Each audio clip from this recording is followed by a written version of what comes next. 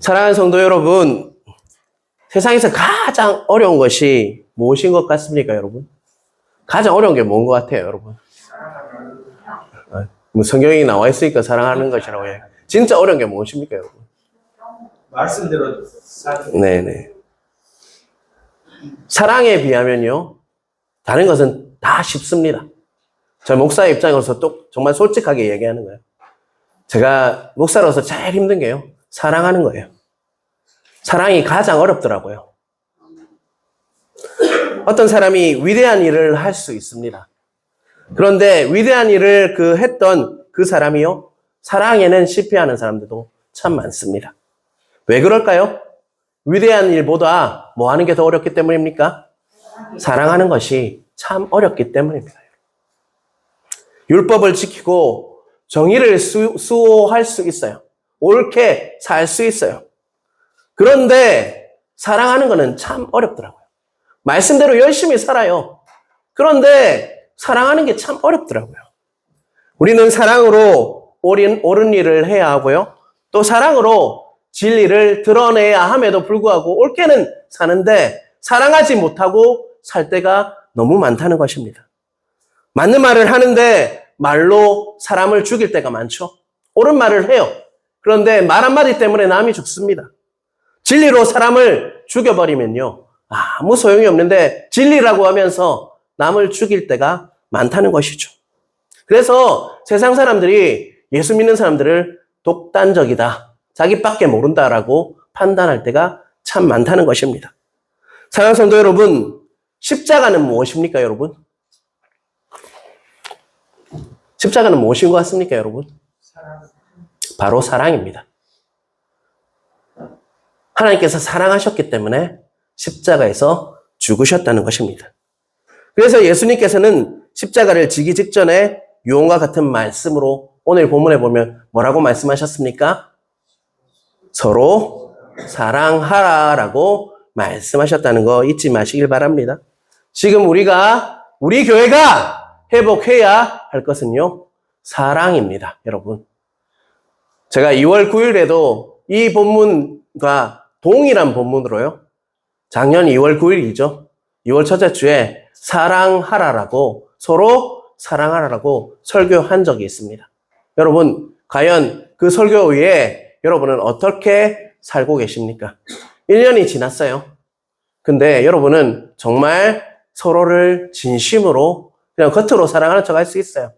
그렇지만 진심으로 사랑하며 살고 있습니까? 저에게 하는 또 질문이에요. 저에게도 동일한 질문을 하고 계십니다. 내가 과연 성도를 진정으로 사랑하고 있느냐라고 베드로에게 물었듯이 나에게 묻는 것 같아요, 여러분. 여러분, 우리 교회가 회복해야 할 것은 사랑입니다. 올해 표가 뭐죠? 뭐로 든든히 서간다고요? 사랑으로 든든히 서가는 교회가 우리 교회라는 거. 그래서 우리는 매일매일 사랑에 대해서 하나님께 묻고 기도하고, 내가 과연 하나님의 말씀 그 계명대로 살고 있는지 우리 자신을 돌아보아야 하는 은혜가 있어야 한다는 것을 오늘 본문을 통해서 다시 한번 확인하고 있다는 거 여러분 잊지 마시길 바랍니다. 제가 사랑에 대해서 설교하면 또 사랑하라 하네. 왜요? 나도 못하기 때문에 그래요, 여러분. 제가 이 설교하고 나면 이 말씀 때문이라도 나도 사랑하려고 무단히 기도하지 않겠습니까, 여러분? 여러분, 서로 사랑합시다. 네. 대답이 작네요. 자, 31절 우리 한번 보면, 제일 앞에 보면 뭐라고 다 하고 있죠? 그가 나간 후. 그가 누굽니까? 가룟 유다가 지금 예수님을 뭐 하기 위해서 나갔어요? 은 몇 냥이에요? 30냥에 팔 넘기기 위해서 지금 나간 후에 오늘 예수님께서 이 말씀을 하셨다는 거 잊지 마시길 바랍니다. 다시 말하면 예수님께서 이제 어떤 일이 다가오고 있다는 거예요, 여러분. 십자가에 이렇게 돌아가실 그런 일이 지금 초일기에 들어갔다. 예수님의 죽음이 초일기에 들어간 상태에서 오늘 본문이 진행되고 있다는 거예요. 그러면 그 본문은 어떤 본문입니까, 여러분? 예수님의 뭐와 같은 본문입니까? 예수님의 유언과 같은 그런 본문이에요. 여러분, 유언이라는 것은 정말 남은 사람들에게 가장 중요한 메시지를 전하지 않겠습니까? 예수님께서 가장 중요한 메시지를 전했는데 그 첫 번째 말씀이 뭡니까? 서로 사랑하라는 본문이에요, 여러분. 그런데 오늘 31절, 32절에 보면 반복되는 단어가 있어요. 자, 어떤 단어가 계속 반복되고 있습니까, 여러분? 31절, 32절에요. 인자. 자, 반복되는 단어가 뭐냐면 영광, 영광, 영광, 영광. 네 번이 31절과 32절에 영광이 네 번 반복되고 있어요.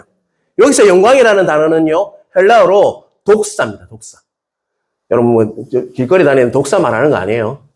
저쪽에 바위 밑에 있는 그 독사가 아니라 헬라어로 영광이 뭐라고요? 독사라는 단어예요.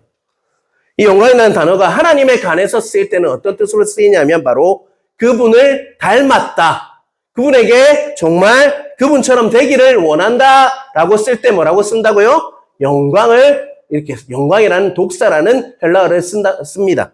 예수님께서는 이제 십자가 위에서 죽게 될 것인데 이제서야 비로소 어떻게 됐다는 거예요? 내가 진짜 하나님께 닮은 삶을 살았다. 이제서야 하나님께서 원하고 기뻐하시는 삶을 살게 되었다. 이제 비로소 십자가에 죽게 될 건데 이제 하나님께서 기뻐하시고 하나님께서 원하시는 하나님의 닮은 삶을 이제서야 살게 되었구나. 영광이다. 그래서 영광이다라고 고백하고 있다는 것입니다. 예수님께서는 십자가의 영광스러운 죽임을 말씀하시면서 우리에게도 예수님과 같이 영광스러운 삶을 살아야 하는데 그 핵심이 뭡니까, 여러분? 32절 같이 읽겠습니다. 우리 큰 소리로 한번 같이 읽어볼까요? 34절입니다. 같이 읽겠습니다. 새 계명을 너희에게 주노니 서로 사랑하라. 내가 너희를 사랑한 것 같이 너희도 서로 사랑하라. 34절 첫 부분에 보면 어떤 말이 나옵니까? 제일 앞에 뭔 단어가 있어요? 새 계명이라는 말이 나옵니다. 이 새 계명은요, 헬라어로 엔토레라는 단어를 씁니다. 엔토레의 뜻은요, 계명이라는 뜻도 있지만요, 왕이 내리는 지시를 우리나라 말로 뭐라고 합니까? 사극 같은데 뭐라고 하죠? 어명이라고 하죠. 그에 더 가깝습니다. 드라마 사극을 보면 특히 자주 나오는 말이 어명이요 이렇게 얘기하죠. 어명이요. 그 옳은 반응은 뭡니까, 여러분? 어명이요 이러면 그냥 알았어요 이렇게 하고 끝내요. 아니면 뭐라고 합니까? 어떻게 합니까? 그때 드라마 많이 보시잖아요, 여러분. 안 보신 척 하지 마시고 빨리 말씀하십시오. 납작 엎드려서 이렇게 그 납작 엎드린다는 어떤 뜻입니까? 말을 가볍다. 배를 깔고 엎드린다는 말은 복종하겠다는 말, 순종하겠다는 말이죠. 납작 엎드림이 옳은 반응이라고 할 수 있죠. 그 34절에 서로 사랑하라는 말씀은요, 우리 왕이신 예수님께서 친히 우리에게 내린 어명입니다. 주님께서 우리에게 권면하시며 서로 사랑해 줄 수 있겠니? 그렇게 해주겠니? 이렇게 정말 해도 되고 안 해도 되는 것이 아니라 뭐라고 하는 것이라고요? 사랑해라라고 어명이요 라고 말씀하시는 본문이 바로 서로 사랑하라는 그 계명이라는 것입니다. 너희는 서로 사랑하라고 강하게 명령하고 계시다는 것을 잊지 않으시는 여러분 되시길 간절히 바랍니다. 우리의 옳은 반응은 무엇으로 나타나야 합니까?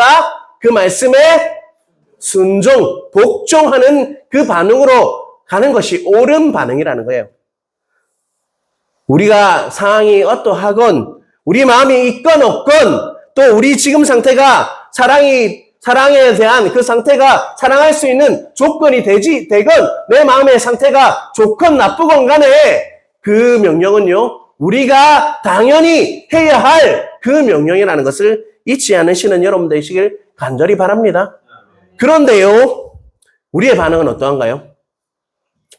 우리는 사랑할 마음이 있으면 하고 사랑할 마음이 없으면 어떻게 합니까? 그냥 포기해버린다는 것입니다. 저 사람은 내가 결코 사랑할 수 없는 존재야. 어떻게 저 사람을 사랑해? 나는 그냥 포기할래? 라고 하는 반응이 우리의 반응일 때가 너무 많다는 것입니다.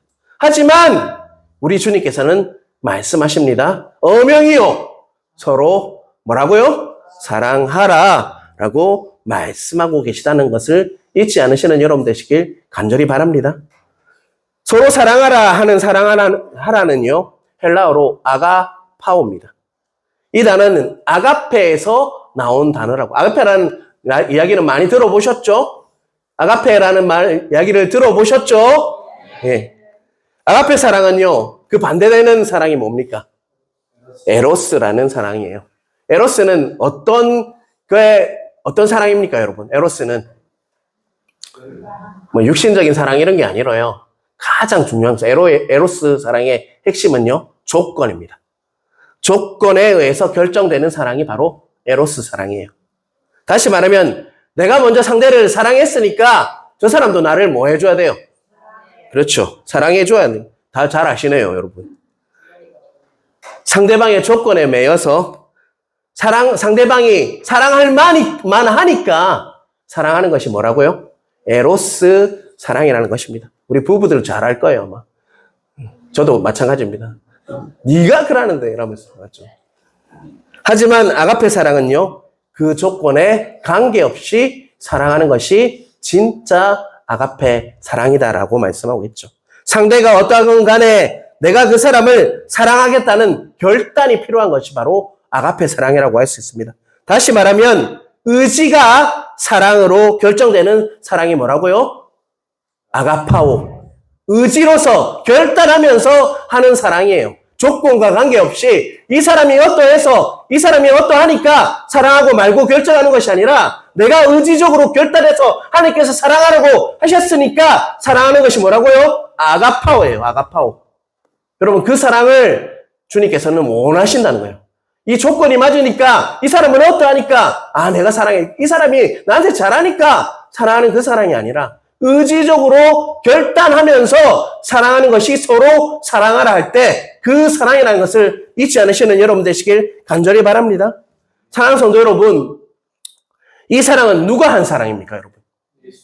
예, 바로 우리 예수님께서 우리를 향해 하신 그 사랑이 바로 우리 서로 사랑하라 할 때 그 사랑하라는 단어라는 거 잊지 마시는 여러분 되시길 간절히 바랍니다. 그래서 34절에 보면 서로 사랑하라. 그 중간에 띄우고요. 너희는 서로 사랑하라. 그 중간에 어떤 말이 있어요? 내가 너희를 사랑한 것 같이라고 분명히 말씀하고. 이게 누구의 사랑입니까? 예수 그리스도의 사랑. 내가 너희를 사랑한 것 같이 너희도 서로 사랑하라라고 말씀하고 있다는 거 잊지 마시길 바랍니다. 우리는 하나님 앞에서 사랑받을 만한 가치가 없는 존재입니다. 그래서 이사야에서 우리의 존재를 뭐라고 표현하고 있습니까? 이사야에 보면 벌레 같다. 우리가 진짜 벌레만도 못하다라고 표현을 하고 있다는 것입니다. 우리는 자격이 없는 자예요. 하나님의 사랑을 받을 수 없는 그런 자격이 하나도 없는 자임에도 불구하고 예수님께서는 우리를 뭐 하셨다는 것입니까? 사랑하셨다는 것이죠. 그냥 사랑하셨습니까? 이 땅에 오셔서 정말 육신을 입으시고 이 땅에 오셔서 죽기까지 사랑하신 십자가에 지시기 전에 어떠했습니까? 모든 멸시와 모든 고통을 다 당하시고 우리를 위해서 사랑하신 그 사랑을 우리가 해야 한다. 그런데 우리는 할 수 없는 존재예요. 그래서 뭐라고요? 의지적으로 결단하고 네가 아닌 네 힘으로는 할 수 없으니까 의지적으로 결단하고 너희들은 사랑해야 한다라고 우리에게 말씀하고 있다는 것입니다. 다시 한번 정리하면요. 아가파오라는 말은요. 사랑스러워하는 사랑, 사랑스러워서 하는 사랑이 아니고요. 또 감정이 생겨서 나에게 정말 사랑하는 감정이 생겨서 하는 사랑이 아니고요. 또 사랑할 만한 가치가 있어서 하는 사랑이 아니라요. 하나님께서 의지적으로 결단하고 내가 사랑하겠습니다. 그렇게 살겠습니다라고 결단하고 하는 사랑이 바로 오늘 우리에게 말씀하시는 서로 사랑하라는 말이라는 것을 잊지 않으시는 여러분 되시길 간절히 바랍니다. 세상에서 사랑은요. 물론 조건도 있지만 세상에서는 우리를 이렇게 말해요. 감정이다. 사랑은 감정이다. 세상은 감정이라고 말해요. 하지만 성경에서 말하는 사랑은요. 감정에 초점을 둔 것이 아닙니다. 감정이 없을지라도 너희는 뭐라는 거예요? 서로 사랑하라. 의지적으로 결단하고 너희들은 사랑해야 한다. 라고 우리에게 말씀하고 있다는 것입니다. 성경이 말하는 사랑의 중심은 뭔 것 같습니까? 우리의 감정이 아니라 뭐라고요? 의지다. 결단이다. 라고 우리에게 말씀하고 있다는 것입니다. 여러분, 우리 같이 한번 고백해 볼까요? 내가, 따라해 보시길 바랍니다. 내가 결단하고 의지적으로 사랑하겠습니다. 다시 한번 하겠습니다. 내가 결단하고 의지적으로 사랑하겠습니다. 여러분 모두의 고백이 되시길 주님의 이름으로 축원합니다. 만약에 성경에서 말하는 사랑이요, 아가파오가 정말 조건에 의한 사랑, 감정에 의한 사랑이라면요, 넌 내가 보기에 정말 1% 모자라기 때문에 사랑할 수 없어. 아니, 쟤는 5% 모자라네. 조건에 차지 않아. 교회 와도요, 저 사람은 어떠해서 그렇고, 저 사람은 어떠해서 그렇고, 이래서 그렇고, 저래서 그렇고, 교회 안에도요, 사랑이 하나도 없을 거예요. 하지만, 우리 성경을 통해서 우리 믿는 자에게 주시는 그 사랑은요, 의지적으로 결단하고 조건과 감정이 나에게 동하지 않을지라도 사랑하라, 의지적으로 결단하고 사랑하라 하시는 말씀이라는 것을 다시 한번 마음판에 새기시는 여러분 되시길 간절히 바랍니다. 자, 마태복음 5장 46절, 48절을 우리 46절에서 48절을 우리 한번 보겠습니다. 자, 같이 읽겠습니다. 너희가 너희를 사랑하는 자를 사랑하면 무슨 상이 있으리요? 세리도 이같이 아니하느냐?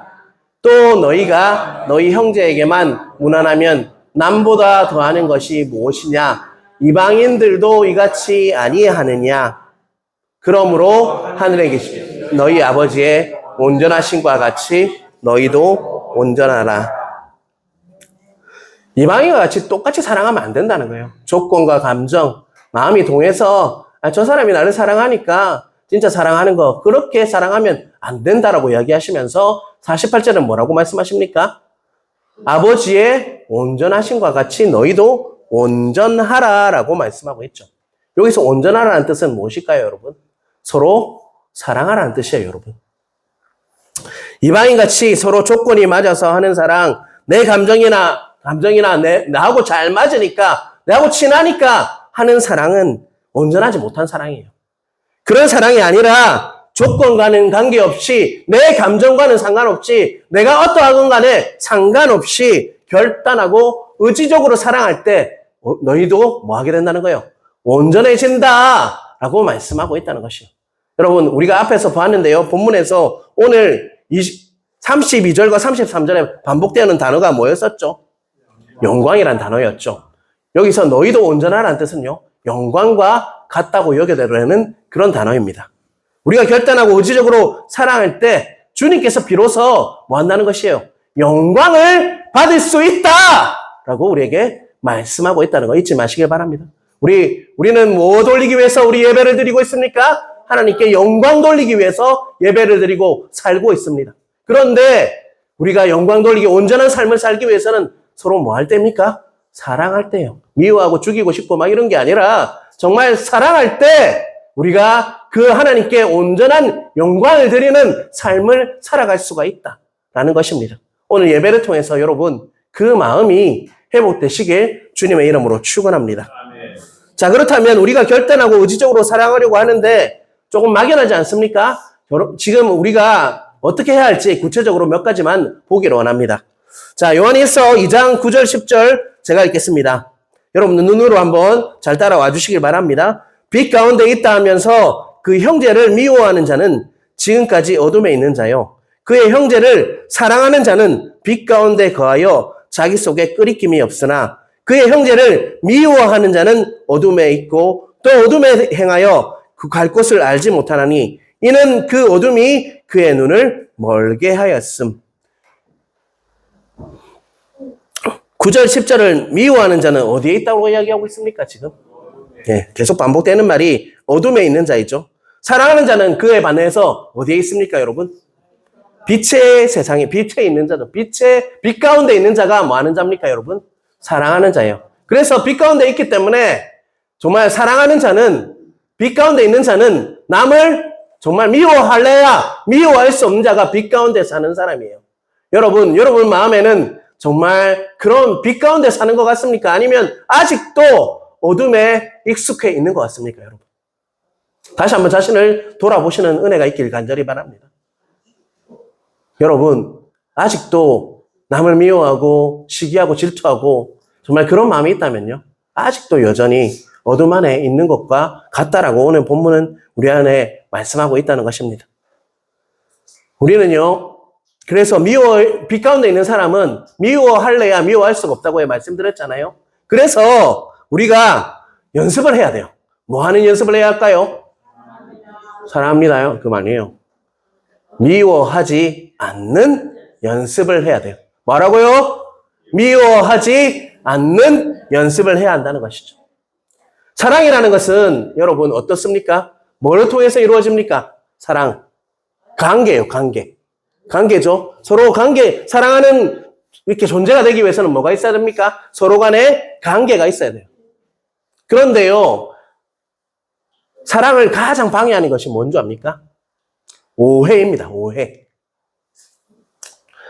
조금만 시간을 두고요, 말하지 않고 조금만 기다리면 그게 오해라는 걸 알게 돼요. 오해가 딱 찾아오면요, 바로 발동해요, 바로. 격동해가지고 말로 뱉어버려요. 그러면 뭐가 일어날까요, 여러분? 싸움이 일어나게 되어 있어요. 여러분, 오해가 생겨도 조금만 기다리십시오. 사탄들이 하는 짓이 뭔지 압니까? 참소하는 자가 사탄이에요. 가장 오해의 씨앗을 막 뿌려요. 그러면 우리가 딱 받아들이잖아요. 그게 결국은 관계를 다 부숴버려요. 사랑하지 못하게 된다고요. 미워하게 되어 있다는 것입니다. 여러분, 조금만 오해하는 마음이 들기 시작하면요, 조금만 인터벌을 두십시오. 조금만 마음을 두십시오. 조금만 기다리십시오. 기도하면서 기다릴 수 있다면 좋겠지만 화가 나면 어떻습니까? 기도하기도 싫잖아요. 그렇다면 밖으로 나가든지 어디를 가든지 산보를 하시든지 운전을 하고 나가시든지 시간을 두십시오. 그래서 다시 들어왔을 때 마음이 정리되고 잠깐이 자신을 돌아보면요, 그게 오해였다는 것을 알게 된다는 거 잊지 않으시는 여러분 되시길 간절히 바랍니다. 제가 아프리카 선교를 나갔잖아요.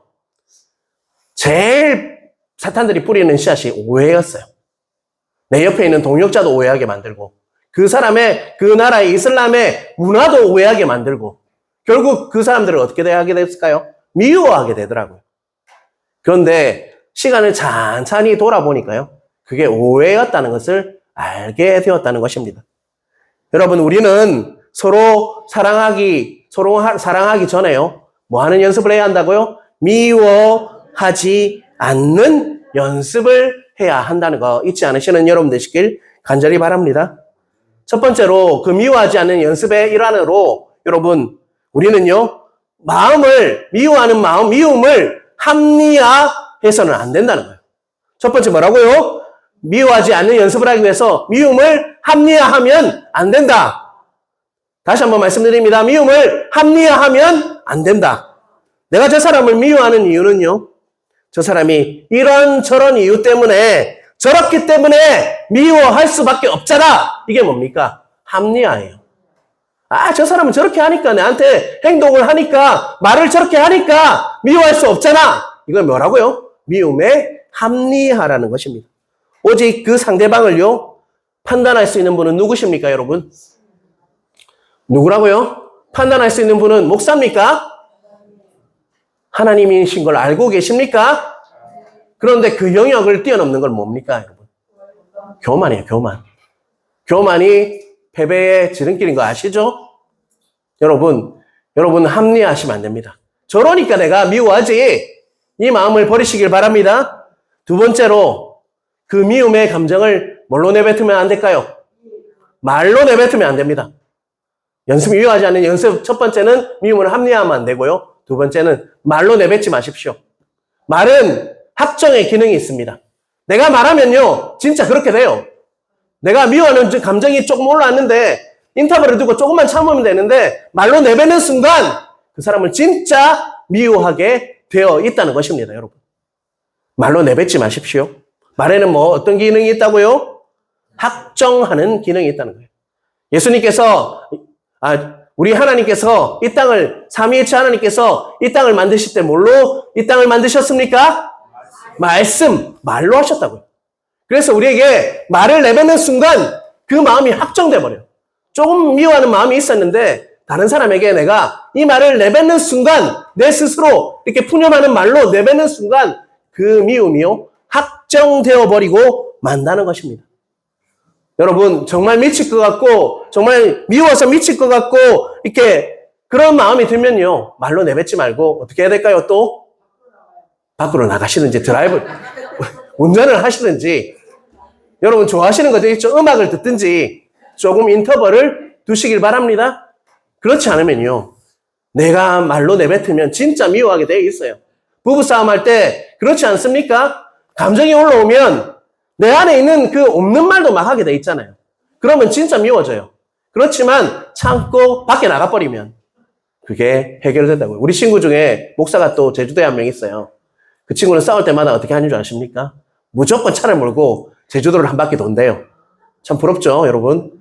그러고 나면 마음이 딱 정리가 된대요, 여러분.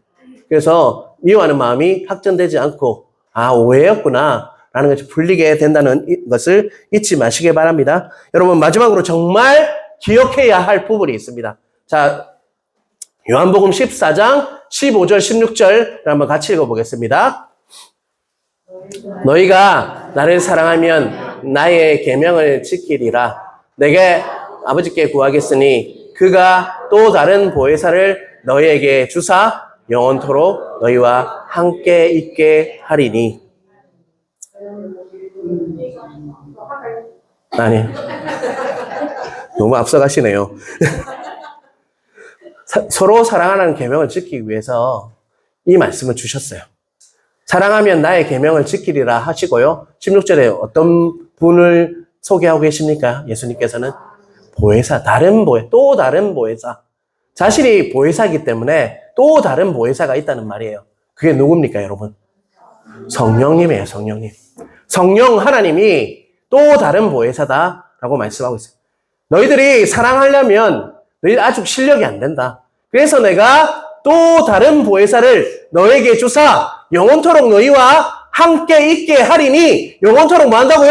우리와 함께 하셔서 우리를 도와주시고 정말 우리가 계명을 지킬 수 있는 능력이 없기 때문에 그분께서 말씀하시고 가르쳐주시고 모든 것을 이렇게 우리 안에 임하셔서 역사하셔서 정말 말씀을 지킬 수 있는 사랑할 수 있는 그 마음을 허락해 주시고 도와주시는 분이 누구라는 거예요?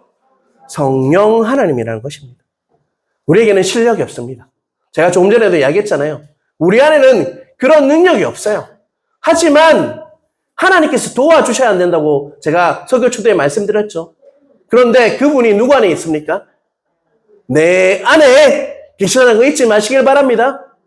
예수님께서는요, 내가 가는 게 더 낫다라고 말씀하셨어요. 왜 그럴까요?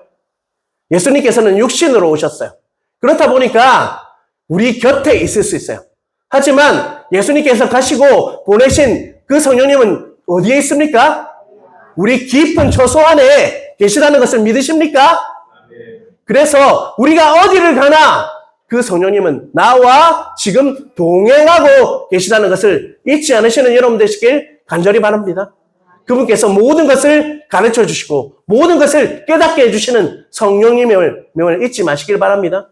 그분께서 여러분이 서로 사랑할 수 있는 그 능력, 우리는 실력이 안 되지만 그 능력을 부어주셔서 우리가 서로 사랑할 수 있도록 도와주실 것을 믿으시는 여러분 되시길 간절히 바랍니다. 자, 17절, 18절도 같이 읽겠습니다. 같이 읽겠습니다. 그는 진리의 영이시라. 세상은 능히 그를 받지 못하나니 이는 그를 보지도 못하고 알지도 못함이라. 그러나 너희는 그를 아나니 그는 너희와 함께 거하심이요 또 어디에 있다고요? 너희 속에 계시겠습니다. 18절 같이 보겠습니다. 내가 너희를 고아와 같이 버려두지 아니하고 너희에게로 오리라. 성령님께서 어디 계시다고요? 내 안에 계신 걸 믿으십니까? 그 말씀을 믿으십니까? 여러분 조용히 한번 눈을 감아 보십시오. 여러분. 자, 조용히 눈을 감으시고 눈 안 감으신 부분 제가 갑니다. 찾아갑니다. 자, 눈을 감겨드리겠습니다. 눈을 감으시고요. 내 안에 계신 성령님을 느껴보시길 바랍니다. 내 안에 계신 성령님이 느껴지십니까, 여러분? 아직 멀었습니까? 내 안에 계신 성령님이 느껴지십니까? 여러분, 성령님을 항상 눈을 감으시고 그 성령님 내 안에 계신 성령 하나님이십니다. 그분이 내 안에 계심을 정말 느끼시는 여러분 되시길 간절히 바랍니다. 그리고 그분이요, 가만히 있지 않으세요. 늘 우리와 동행하셔서 말씀하시는 분임이심을 믿으시는 여러분 되시길 간절히 바랍니다. 지금도 말씀하십니다. 그리고 18절 같이 한번 읽어보겠습니다. 내가 너희를 그와 같이 고아라는 단어는요, 부모가 없는 아이를 말하잖아요. 그런데 원어를 보면요, 이런 뜻이 있어요.